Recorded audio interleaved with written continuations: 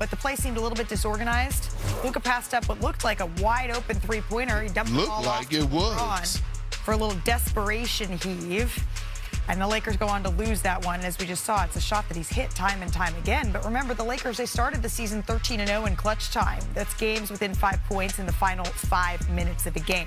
The first team to do that since the 2015-16 Warriors, who were pretty good. However, since then, the Lakers have gone 3-4 in clutch time. Tonight, they face the Phoenix Suns. So for more, we're joined by our senior writer, Dave McMenamin.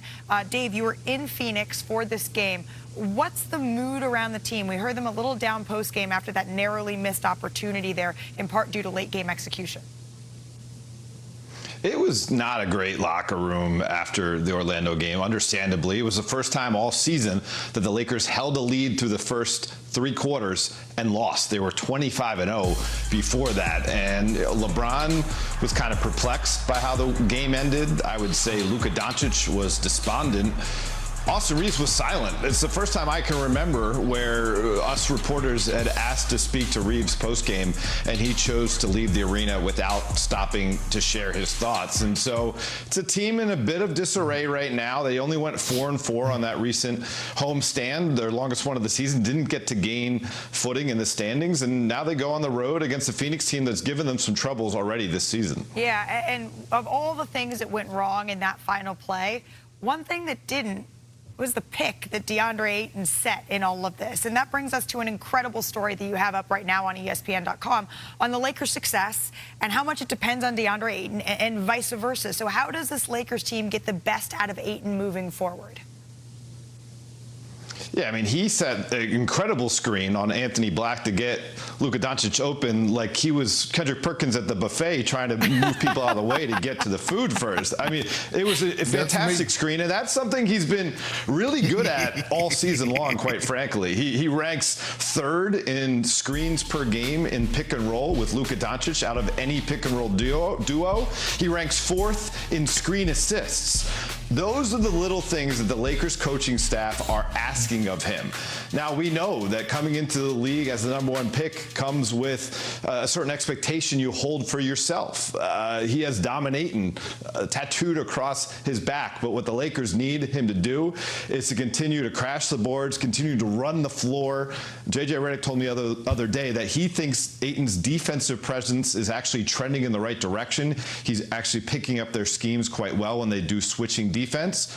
But when it comes to offense, a lot of times his number's not going to be called, so he needs to stay engaged by running to the glass and try to get putbacks and things of that nature. Yeah, staying engaged, an engaged version of DeAndre Ayton is what they need. How do they get the best perk, Brian, out of Ayton? What do you want? What version of him do you want to see? Go ahead, Wendy. In all honesty, I think he's having a fine season. I think if you expect him to be a max player like he was years ago, then you're probably going to be disappointed. He's making $6 million. He's making $6 million. He is the most important player on the Los Angeles Lakers. Well, then they got problems. No. But let me explain why. Because we know that the Lakers can score with anybody in the league when they want to, especially when that three-headed monster is on, right? But when you look at Chet Holmgren, Victor Wembanyama, we just watched Jalen Duren scored 26 points with no plays being called for him. We watched Derek Lively and Daniel Gafford eat. Dave talked about the buffet. Not just eating salads. They was going to the buffet to really get down. And when I think about DeAndre Ayton, you are 27 years old, bro. 27 years old. You have an opportunity. It could go either way right now for us, you being on the Lakers. It could be trending towards it being the end of your career and your career being cut short, or you could go and be a star in your role and max out another $100 million by just doing the little things that you are capable of doing. I wouldn't be up here pissed off if I didn't feel like he had the athleticism or the skill set to do the things that the Lakers are asking him to do and elevate it even more. There are still some criticisms of the dunk contest, right? So now all eyes, they turn to Phoenix, the site of the All-Star Game for 2027. And Suns Governor Matt Ishbia, he recently offered up a couple of thoughts that he has on how to improve the festivities to our friend Pat McAfee. You're going to put $1 million up for the winner. and then $1 million donation to a charity of their choice. Done. For the slam dunk winner. Let's get the best guys in it. Let's make it awesome. Okay, and then the three-point shooting contest. We're doing $1 million to the winner, $1 million to a charity. Hey, let's do it. Pat McAfee show, we're in on it. Let's do it. Okay. Yeah, good negotiation right there. I'm in. Let's do it. Let's get everyone Let's there. go. Boom. Let's do it. Let's do this. I love the excitement from Pat, the let's do this, but can they do this, Brian? Like, isn't there rules about owners paying players that aren't on their team? Is this actually possible? Womp, womp. Oh, no. Oh, no. I hate Not to the be womp, bearer. womp. No, he's not allowed to do this. It would be... It's not, it'd be like sort of tampering and against the league rules. That said, I love the energy because I want there to be incentive to get guys. We have Victor saying he's going to do it. Right. I have an idea, by the way. If they can't do money, which they probably could, they just got to change the rules. I think if you compete at one of those contests, you should get a bonus game in the 65-game rule. Oh. Just like you do for playing the NBA Cup. Some of these guys want to make these teams. It sometimes comes down to it. It's an extra night of work. That's what I say. I love your idea, but it's not going to work. we live in a great country of the United States. The only thing that moves the needle is money. That's the only thing that moves the needle. And so in order to get the dunk contest where we're trying to go, I actually agree with Matt Ishbia, and I agree that it's against the rules from your point, but that was just kind of a warning shot or a signal to the NBA. Set the agenda. Yeah, set the agenda. Yeah. Because if we want the big-name guys, think about this. They playing hard for $500,000 in the in-season tournament. And Ishbia also said that the prize would include some money for charity as well. And you know what else? Competition begets competition. I wonder if I can enter it. I got a non-profit. That I would pay $1 million. I don't have that type of budget, but I would pay to see that. Hey, it's only February the 22nd, though, 26th rather, so we have plenty of time to figure that out. But Perk, do you happen to know 3 years ago on February 26th what happened? I don't know what happened yesterday.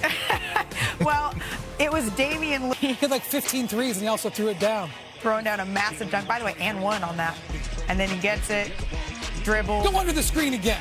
What are we doing? 7 points, 22 field goals, including 13 threes. His teammates celebrating him afterward. It's well-deserved. The Blazers, of course, won that game. This is interesting, though. This season, we've had 11 different players drop a 50-piece, including 2 from Nikola Jokic. No surprise there. By the way, he also had that 56-point game against Minnesota on Christmas. That is still the highest-scoring game by any player this season. But remember when we were talking all the time about guys getting 60 all the time? We were touching 70. Well, the NBA, they've now gone a full season without a 60-point performance. Last time they did that was 2014-15. So, Perk, who do you think the next player Wemby. Wemby. All right. Wemby. I believe because it's the mixture. You know that he's going to eventually have 5 to 8 dunks. You know that in the game. And 5x5. Yeah, he's going to have that. And then, but when he gets hot from the three-point line, what did he do against the Lakers a few weeks ago in the first quarter? Plus, he makes his free throws. So you got to hit threes. So I'm looking at guys like Ant. I'm looking at guys like Tyrese Maxey. And look, this is not going to happen this year, okay? But if you're talking about somebody who could maybe do it in the future, may I offer up a guy who could knock down some threes, Malika? How about Con Knippel II? Because that dude, first off, there's stories out there of 70-point AAU games, and I know it ain't the NBA, but you're sitting down 3. So I'm just saying,